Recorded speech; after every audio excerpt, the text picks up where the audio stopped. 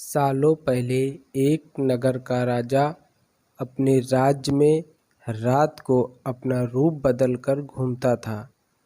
वो रूप बदलने के बाद लोगों से मिलकर अपने यानी राजा के बारे में जानने की कोशिश करता और उनकी समस्याओं को समझता था। एक रात जब वह नगर घूम कर आया तो अचानक जोर से बारिश होने लगी। उसने देर किए बिना एक गरीब के घर का दरवाज़ा खटखटाया। राजा के दरवाज़ा खटखटाने के बाद घर से एक व्यक्ति निकला। वह एक गरीब किसान था जो अपनी पत्नी और बच्चों के साथ रहता था। बारिश तेज़ थी तो किसान ने राजा को अंदर आने के लिए कहा। राजा ने घर में जाने के बाद पूछा, क्या आप मुझे कुछ खिला सकते हैं? मुझे बहुत तेज़ भूख लगी है। वो गरीब किसान और उसका परिवार 3 दिनों से भूखा था और उसके घर में एक भी दाना अन्न का नहीं था। किसान के मन में हुआ कि भले ही हम भूखे हैं, लेकिन अपने अतिथि को यूं भूखा नहीं रख सकते। अब किसान ये सोच कर बेचैन हो गया कि अपने अतिथि का पेट कैसे भरा जाए। तभी उसने घर के सामने वाली दुकान से चावल चुराने की तरकीब सोची। उसने सिर्फ अतिथि के लिए ही 2 मुट्ठी चावल लिया और उसे पकाकर राजा को खिला दिया। तब तक बारिश रुक गई थी और राजा अपने घर चला गया।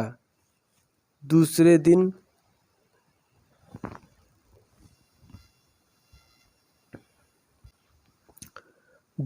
दिन दुकान का मालिक अनाज की चोरी की शिकायत लेकर राजा के पास पहुंचा। राजा ने दुकान के मालिक और उस गरीब किसान को अपनी सभा में प्रस्तुत होने का आदेश दिया। सबसे पहले सभा में पहुंचे किसान ने राजा के सामने जाकर अपनी चोरी का इल्ज़ाम कबूल कर लिया और बीती हुई रात की पूरी बात राजा को बता दी। किसान से कहता है कि मैंने चोरी की, लेकिन मेरे परिवार ने उस अनाज का एक निवाला भी नहीं खाया। गरीब किसान की बात सुनकर राजा बहुत दुखी हुआ और उसने किसान को बताया कि अतिथि के रूप में मैं स्वयं तुम्हारे घर आया था।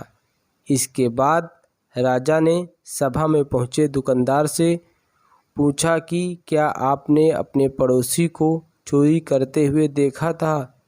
दुकानदार ने जवाब दिया कि हाँ, मैंने इसे रात में चोरी करते हुए देखा था।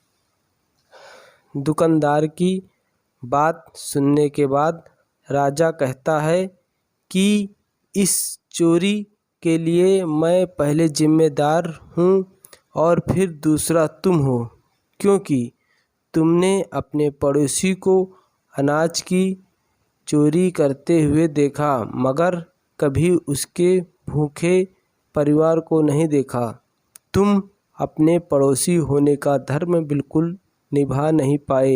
इतना कहने के बाद राजा ने दुकानदार को सभा के जाने के लिए कह दिया और किसान की अतिथि निष्ठा भाव को देखकर उसे 1000 सोने के सिक्के इनाम के रूप में दिया।